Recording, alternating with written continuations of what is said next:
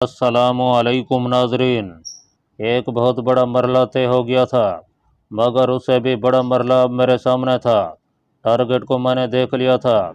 अब मुझे उस टारगेट पर हमला करके डॉक्टर अफरीदी को वहां से निकाल कर ले जाना था। ये कोई आसान काम नहीं था। ये सांप के मुंह से मोती निकालने से भी मुश्किल था, लेकिन मुझे हर हालत में इस काम को पूरा करना था। यही मेरा सबसे बड़ा मिशन था। अब सवाल यह था कि अगर नौरीन यानी डॉक्टर अफरीदी की बेटी कल्ले में नहीं है तो फिर उसे किस जगह रखा गया है, क्योंकि उसे फरार करवा कर महफूज जगह पर पहुंचाना भी मेरा फ़र्ज था। रात गए तक मेरा जहन मुख्तलिफ किस्म की ख़तरनाक तरकीबें सोचता रहा। सुबह उठकर मैंने यह फैसला किया कि पहले इस बात की तस्दीक की जाए कि कले के नीचे कोठड़ी में जो बूढ़ा बंद है वही पाकिस्तानी साइंसदान डॉक्टर अफरीदी है। इसके बाद यह सुराग लगाने की कोशिश की जाए कि उसकी बेटी भी यहीं कहीं कैद है या किसी दूसरी जगह पर उसे रखा गया है। मैं उस संतरी की शिकल पहचानता था जो मुझे राहदारी में मिला था और जिसने जुम्मेदार लखानी को मजाक करते हुए कहा था, जाने दो इसे, कोठड़ी में बूढ़ा ही है, कोई मैम नहीं है। यह बात मुझे वो संतरी ही बता सकता था कि यह बूढ़ा कौन है। कले के बाहर कमांड पोस्ट पर फौजी जवान 8-8 घंटे ड्यूटी देते थे, लेकिन कले के नीचे अंधेरी राहदारी में संतरियों की ड्यूटी जाहिर है 4-5 घंटों के बाद बदल जाती होगी। मैं अब उस संतरी की तलाश में रहने लगा। मैं किसी न किसी बहाने उस छोटे से ग्राउंड में पहुंच जाता जहां सुबह के वक्त फौजी पीटी करते थे कि शायद वहां मुझे वो राहदारी वाला संतरी नजर आ जाए। आखिर एक रोज़ मैंने उसे देख लिया। यह दुबला पतला गुजराती जवान था। वो पीटी के लिबास में था। फिर मैंने उसे दूसरे जवानों के साथ लंगर खाने की तरफ जाते देखा, तो मैं भी दूसरी तरफ से चाय का मग लिए लंगर खाने में आ गया। मेरा मतलूबा संतरी अपने दूसरे साथियों से मजाक करते हुए पूरियां खा रहा था। यह खुश मिजाज जवान था। मैंने जानबूझकर उसके करीब से गुजरते हुए अपना चाय का मग गिरा दिया। वो संतरी हंसकर बोला, अरे जवान, बड़े नाजुक हो, मग भी नहीं पकड़ सकते, राइफल कैसे पकड़ोगे? फिर मेरी तरफ गौर से देखकर बोला, अरे तुम तो स्प्रे मैन हो, क्या रैंक है तुम्हारा? मैंने कहा, सर मैं तो कैप्टन सिंह का खास उर्दली हूँ। खास उर्दली? अरे बाप रे बाप, उसने कानों पर हाथ रख कर कहा, फिर तो तुम्हें सैल्यूट मारना चाहिए मुझे। बाकी जवान भी हंस पड़े।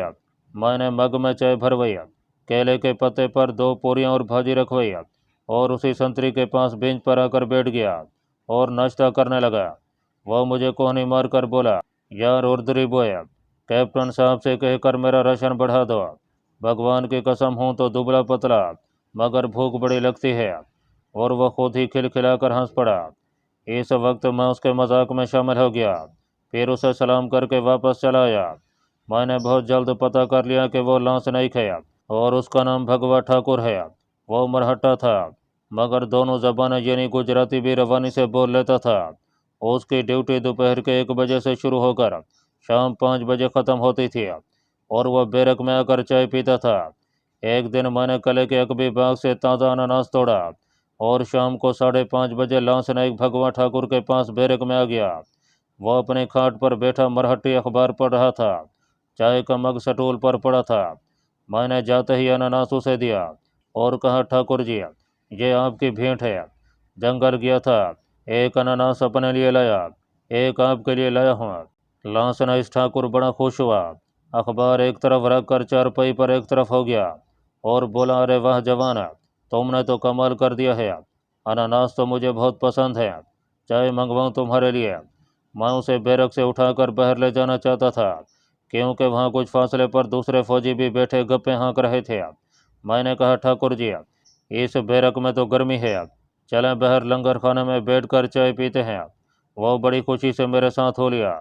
लंगर खाने से हमने चाय लिया और अपने अपने मग लेकर बगीचे में घास पर जाकर बैठ गया। शाम बड़ी सुहानी थी। ठंडी ठंडी हवा जंगल की तरफ से आ रही थी।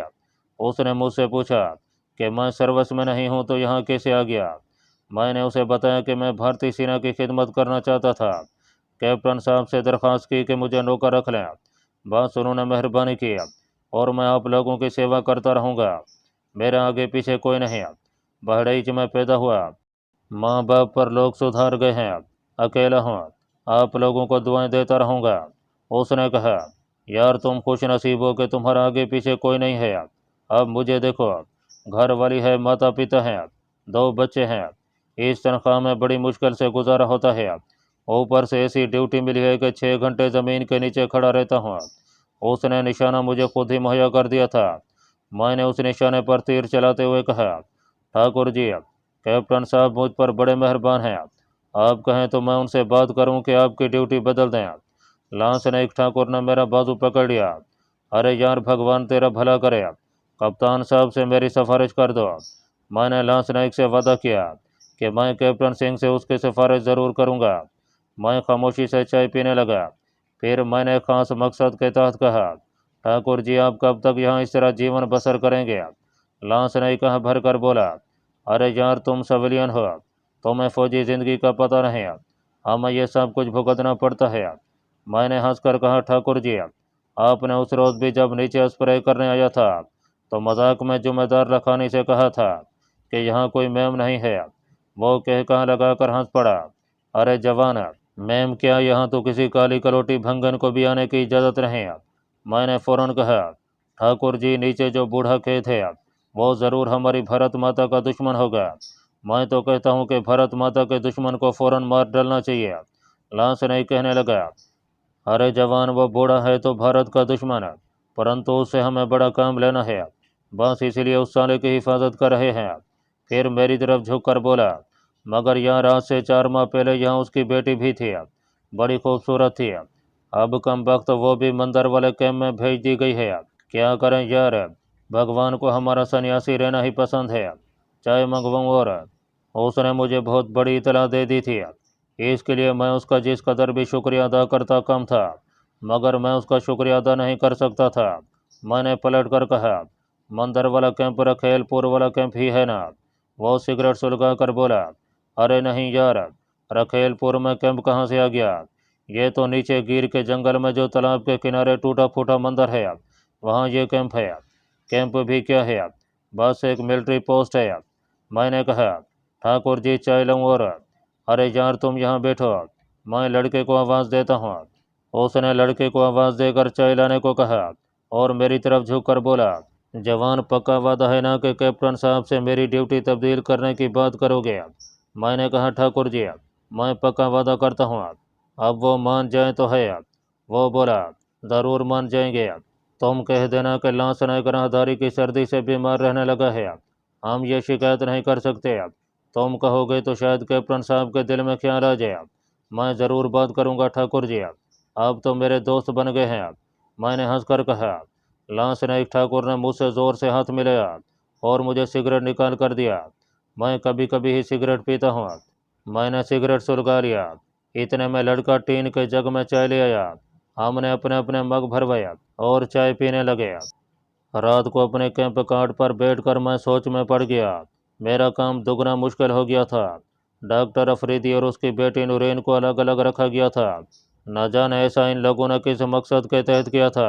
बहरहाल मेरा मिशन ज़्यादा उलझ गया था। मैं उन दोनों को ब्याह का वक्त नहीं निकाल सकता था।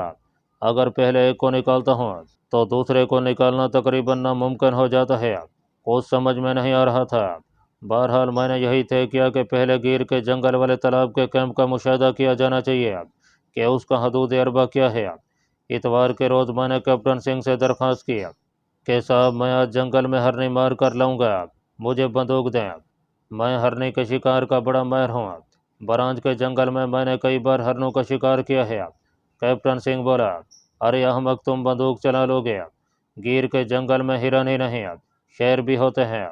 मैंने कहा, साहब जी, मैं जंगल के किनारे पर ही रहूँगा, ज़्यादा दूर नहीं जाऊँगा।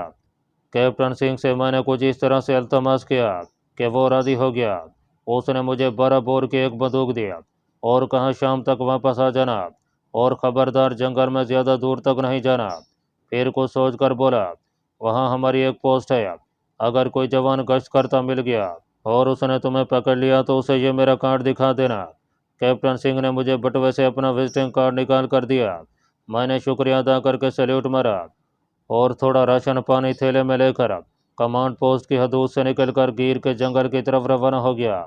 इंडियन रेजिमेंट की तालाब वाली पोस्ट गिर के जंगल में ज़्यादा आगे जाकर नहीं थी।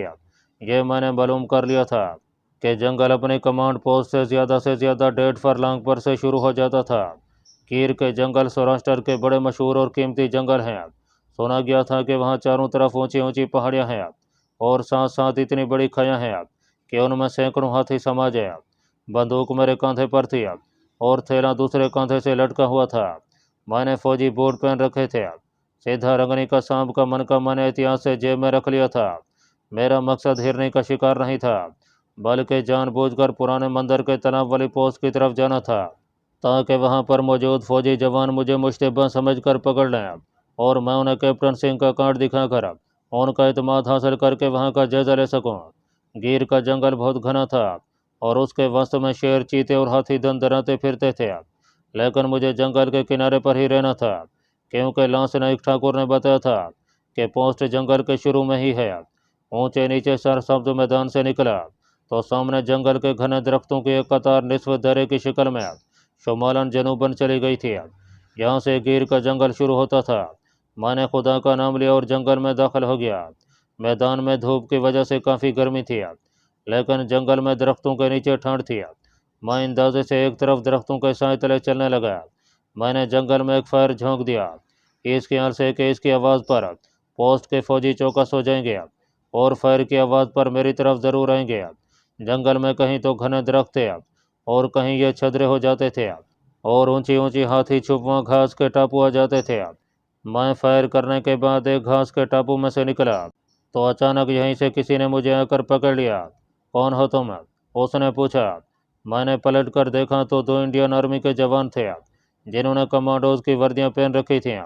मैंने हाथ जोड़कर नमस्कार किया और कहा, महाराज, हिरन का शिकार करने आया हूँ, कमांड पोस्ट से हूँ। कौन सी कमांड पोस्ट से? तुम कौन हो? तुम्हारा रैंक क्या है? मैंने कहा, महाराज, company commander captain Singh ji का उर्दली हूँ। ये लीजिए उनका कार्ड है। और मैंने जेब से कैप्टन सिंह का कार्ड निकाल कर उन्हें दिखाया तो उन्होंने कार्ड देकर मुझे वापस कर दिया और कहा, सूबेदार मेजर साहब के पास चलो। यही मेरा मंशा था। वो मुझे ऊंची घास के किनारे किनारे चलाते एक पुराने मंदिर के पीछे ले आया। यहाँ ज़मीन के अंदर एक बैंकर बना हुआ था। बाहर एक संतरी स्टेन गन लिए पहरा दे रहा था। बैंकर में एक मरहट्टा सूबेदार मेजर मेज पर बैठा कुछ लिख रहा था। फील्ड टेलीफोन उसके पास ही पड़ा था। उसने मेरी तरफ गौर से देखा। ये कौन है? संतरी ने कहा, सर, ये कहता है कि मैं कैप्टन सिंह साहब का उर्दली हूँ, जंगल में हिरनों का शिकार करने आया हूँ। इसके पास कैप्टन साहब का कार्ड भी है। हाँ साहब जी। और मैंने कार्ड निकाल कर सूबेदार मेजर के सामने रख दिया। मुझे हिरन के शिकार का शौक है सर। आज तो इतवार की छुट्टी थी। कैप्टन साहब की इजाज़त से उनकी बंदूक लेकर जंगल में निकल आया। उन्होंने मुझे अपना कार्ड भी दे दिया कि आपका कोई सिपाही मुझे अजनबी समझ कर ना पकड़ ले। सूबेदार मेजर ने मुझे कोने में बैठने का इशारा किया। मैं कोने में बैठ गया। मेरी बंदूक उन्होंने पहले ही मुझसे ले ली थी। सूबेदार मेजर ने फील्ड टेलीफोन को घुमाकर किसी से कहा कि मुझे कैंप नंबर 1 के कंपनी कमांडर साहब से मिला दो। थोड़ी देर बाद कैप्टन सिंह से उसका रब्ता हो गया और सूबेदार मेजर ने मुझसे मेरा नाम पूछकर कैप्टन सिंह को मेरे हुलिया समेत बताया। फिर उसके चेहरे पर इत्मीनान की झलक नमूदार हुई और ये सर, मैं सर कहकर रिसीवर रख दिया। फिर मेरी तरफ मुतवज्जे होकर बोला, कैप्टन साहब ने मुझे तुम्हारे बारे में बता दिया है, मगर तुम्हें जंगल में नहीं आना चाहिए था। यहाँ आजकल एक आदमखोर शेर आया हुआ है।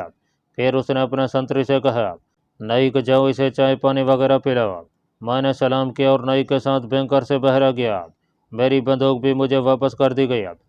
नाइक मुझे बैंकर से निकालकर जरा नीचे बनी हुई फौजी कैंटीन पर ले गया। यहाँ 2-4 फौजी बैठे थे। नाइक ने मुझे मिट्टी के अबखोरे में चाय ला कर दिया और खुद भी मेरे करीब ही चाय का अबखोरा लेकर पीने लगा और बोला, तो तुम शिकारी हो, कभी शेर का शिकार भी किया है? यहाँ आदमखोर शेर आ गया है, उसे मारोगे? मैंने कान पर हाथ रख कर कहा, नहीं नहीं महाराज, मैं इतना बड़ा शिकारी नहीं हूँ। मैं तो बस बटेरों ही का शिकार करता हूँ। दूसरे फौजी हंस पड़े और उन्होंने किसी ऐसी मरहट्टी जबान में मुझ पर फिक्रा चस्त किया जो मेरी समझ से बाहर था। नाइक बोला, अरे ये तो गुजराती राना है, इसे मरहट्टी नहीं आती। क्यों राना? मैंने हनको की तरह मुस्कुरा कर कहा, हाँ जी, मैं तो गुजराती हूँ, गुजराती और हिंदी ही जानता हूँ। साथ ही साथ मेरी तेज निगाहों ने देख लिया था कि कैंटीन से थोड़ी दूर नशे में दीवार के दरख्तों के नीचे एक ढलानी छत वाला छोटा सा कमरा बना था, जिसके सामने दो संतरी स्टीन गन्ने उठाए खड़े बीड़ी पी रहे थे। साफ लग रहा था कि इस कमरे को बने ज़्यादा दिन नहीं हुए। ऐन मुमकिन था कि डॉक्टर अफरीदी की बेटी नूरीन इसी क्वार्टर गार्ड में बंद हो। इसी क्वार्टर गार्ड के पीछे दरख्तों के तनों में दिन की रोशनी में पुराने तालाब की सतह चमकती नजर आ रही थी। यकीनन नूरीन कमरे में बंद थी। मैं खामोशी से चाय पीता रहा और नाइक मेरी बंदूक को उलट पुलट कर देखने में लगा रहा। कैप्टन साहब ने बंदूक बड़ी उम्दा रखी हुई है राना। यस सर, हमारे कैप्टन साहब बहुत उम्दा आदमी हैं। मैंने दांत निकालते हुए कहा। दोपहर का खाना इन फौजियों ने मुझे वहीं अपने साथ खिलाया। उन्होंने मेरी इसलिए भी अवभगत की कि मैं उनके कमांडिंग ऑफिसर का खास उर्दरी था। मैं उनमें घुल मिलकर बातें करने लगा। एक फौजी से मैंने बड़ी बेनियादी से पूछा कि वो छोटा कमरा सूबेदार मेजर साहब का क्वार्टर है, तो उसने हंसकर कहा, राणा जी क्वार्टर गार्ड है। एक पाकिस्तानी जासूस औरत वहाँ कैद है। मैंने कहा, तो उसे शूट क्यों नहीं कर देते, वो तो भारत माता की दुश्मन है। इंडियन फौजी बोला, हमें क्या मालूम, ये ऊपर वाले अफसर जाने। मैंने बात का मौजू बदल दिया। इस बात की तस्दीक हो गई थी कि इस क्वार्टर गार्ड में डॉक्टर अफरीदी की बेटी नूरीन ही बंद है। शाम होने से पहले पहले मैं कमांड ऑफिस में वापस आ गया। रास्ते में मैंने 2-4 जंगली मुर्गियों का शिकार कर लिया ताकि कैप्टन सिंह को पेश कर सकूं। मेरा मिशन बड़ा पेचीदा हो गया था। मैं एक ही वक्त में ऐसे 2 आदमियों को वहां से नहीं निकाल सकता था जो अलग अलग जगहों पर कैद थे।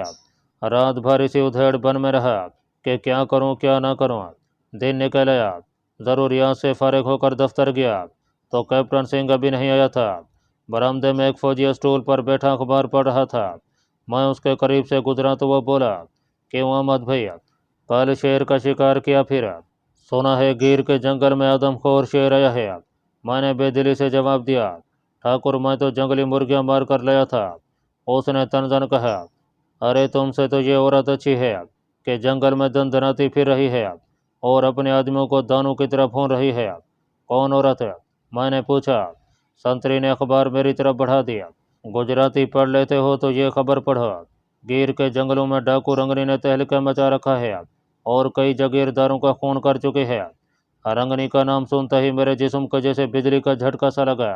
मैंने अखबार पर अपनी नज़रें जमा दी। अखबार पर एक बड़ी सुर्खी के साथ यह खबर लगी थी कि एक डाकू औरत जिसको लोग रंगनी डाकू के नाम से याद करते हैं, इन दिनों गिर के जंगलों में अपने गिरोह के साथ छुपी हुई है। खबर से मालूम हुआ कि सौराष्ट्र के देहाती इलाके में उसने कई जागीरदारों और साहूकारों का खून कर दिया है और पुलिस की पार्टियां उसकी तलाश में है। मेरा दिल जोर जोर से धड़क रहा था। ये सिद्धा रंगनी के सिवा और कोई औरत नहीं हो सकती थी। वह मुंतकिम मिजाज औरत थी।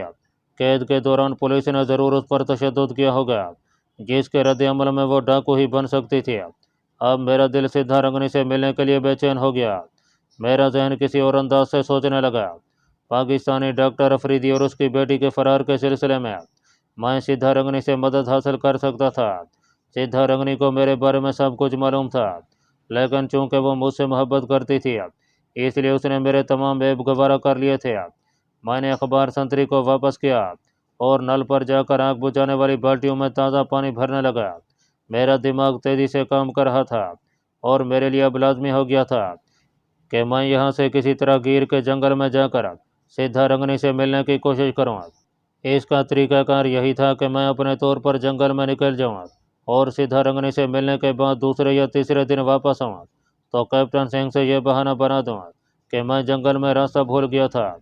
कैप्टन सिंह की बंदूक मैंने उसे वापस कर दी थी।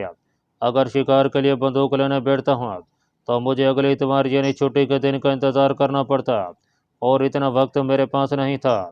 हो सकता था कि हफ्ता भर के बाद सिद्धा रंगनी इस इलाके से चली जाए क्योंकि पुलिस उसका पीछा कर रही थी। अगरचा गिर के जंगल इतने घने और होलनाक थे कि वहाँ अगर कोई साल भर भी छुपा रहे तो पुलिस के सिपाही उसका खोज नहीं लगा सकते थे। फिर भी मैं हफ्ते की मोहलत नहीं देना चाहता था। चुनाचे दूसरे दिन मैंने सुबह सुबह पतलून और फौजी बूट पहने, सिद्धा रंगनी का दिया हुआ शाम का मन का और एक चाकू जेब में रखा, एक थैले में डबल रोटी डाली और कमांड ऑफिस के पीछे वाली झाड़ियों को फलंगता हुआ घास के मैदान की तरफ चल पड़ा। अभी दिन पूरी तरह नहीं निकला था। मेरा रुख गिर के जंगल की तरफ था। सूरज के निकलने तक मैंने घास के मैदान को अबूर कर लिया और बेआबाद मंदिर के तालाब वाले फौजी कैंप नंबर 2 से दामन बचाता हुआ गिर के जंगल में दाखिल हो गया। बुलंद दरख्तों के छतनारों में से धूप की तिरछी किरणें छन छन कर नीचे आ रही थीं और दरख्तों में चिड़ियों की चहकारें गूंज रही थीं। मेरे लिए यह जंगल अजनबी था, मगर दिल में अपने मिशन की लगन थी। इस लगन ने मुझे बेखौफ बना दिया था। वैसे भी एक तरबियत याफ्ता कमांडो की हैसियत से मेरा बेखौफ और सख्त जान होना एक कुदरती बात थी। मुझे कुछ मालूम नहीं था कि सिद्धा रंगनी का गिरोह जंगल में किस जगह छुपा हुआ है, लेकिन मैं चला जा रहा था। अपने मिशन की अहमियत और सिद्धा रंगनी से मिलने का इश्तियाक मुझे आगे ही आगे लिए जा रहा था। मुझे इस हकीकत का भी एहसास था कि इस जंगल में एक आदमखोर शेर ने भी तबाही मचा रखी है। मैं बड़ा मोहतात होकर चल रहा था। मुझे मालूम था कि जब तक दरख्तों पर परिंदे बोल रहे हैं और इधर उधर से बंदरों वगैरह के बोलने की आवाज़ें आ रही है, मैं कम अज़ कम शेर से महफूज हूँ, क्योंकि शेर की मौजूदगी सबसे पहले इन परिंदों और बंदरों वगैरह के मुंह पर मोहर खामोशी सुब्ध कर देती है। शुरू शुरू में जंगल छदरा छदरा था, फिर वो घना हो गया। दरख्तों के तने साथ साथ आगे थे और बीच में झाड़ियाँ ही झाड़ियाँ थीं। मैं अब कमांडो बनकर इस जंगल में से गुजर रहा था। एक दो जगह पर मैंने जहरीले सांप भी देखे, जो मेरे फौजी बूटों की धुमक से घास में से निकल कर रेंगते हुए झाड़ियों की तरफ चले गया। मेरे पास सीधा रंगने का मन का था, इसलिए मुझे सांप के डसने की ज़्यादा फिक्र नहीं थी। हाँ, आदमखोर शेर का खौफ दिल में ज़रूर था, लेकिन अभी तक दरख्तों पर परिंदे बोल रहे थे और इधर उधर से बंदर के खों खों करने की आवाज़ भी आ जाती थी। खुदा खुदा करके जंगल का घनापन ख़त्म हुआ और मैं एक वीरान मैदान में निकल आया। यहाँ छोटी छोटी खाइयाँ और गड्ढे थे, जिनमें सब्ज और खुश्क झाड़ियाँ सर निकाले खड़ी थीं। एक टूटी फूटी सीढ़ियों वाला पुराना तालाब रास्ते में आया। मैं वहाँ दम लेने को रुक गया, मुंह हाथ धोया, थोड़ी सी डबल रोटी निकाल कर खाई, तालाब का पानी हथेली से इधर उधर हटाकर थोड़ा सा पिया और उठकर फिर चल पड़ा। अब मुझे यह भी ख्याल आने लगा कि कहीं सचमुच जंगल में रास्ता न भूल जाऊं। इन जंगलों का सिलसिला शैतान की आंत की तरफ फैला हुआ था। खुदा जाने मैं कहाँ और किस जगह किसी जंगली दरिंदे का शिकार न हो जाऊं। एक चाकू मेरी क्या हिफाजत कर सकता था भला। चलते चलते दोपहर हो गई, लेकिन मैंने हिम्मत न हारी और सफ़र जारी रखा। गढ़ों वाला वीरान मैदान ख़त्म हुआ तो सामने ऊंची ऊंची पहाड़ियों की तरह नजर आई। मैं एक जगह बैठकर सोचने लगा कि इस तरह में दाखिल हो जाना चाहिए या नहीं, क्योंकि ये तरह दूर ही से इंतहाई घनी और शुमालन जनूबन हद नज़र तक फैली हुई दिखाई दे रही थी। दिल ने कहा, उठो और हिम्मत न हारो, तुम अपने मकसद में ज़रूर कामयाब हो गया। मैंने खुदा का नाम लेकर फिर चलना शुरू कर दिया। सहपैर के करीब तराई की ऊंची नीची ज़मीन शुरू हो गई। यहाँ जगह जगह ऊंची झाड़ियाँ और जंगलूद बड़े बड़े चट्टानी पत्थर पड़े थे। एक छोटी सी पकड़ नदी दरख्तों में से गुजर रही थी। ये इस बात की निशानदेही थी कि आगे कोई आबादी है, कोई गांव वगैरह होगा। मैंने पकड़ नदी पर चलना शुरू किया तो कुछ फासले पर बाएं जानब तरकारियों के खेतों के पीछे एक कुएं की चरखी और पास ही एक छोटी झोंपड़ी नुमा मकान दिखाई दिया। एक आदमी जिसने सिर्फ धोती लंगोट की तरह लिपेट रखी थी खेत में काम कर रहा था।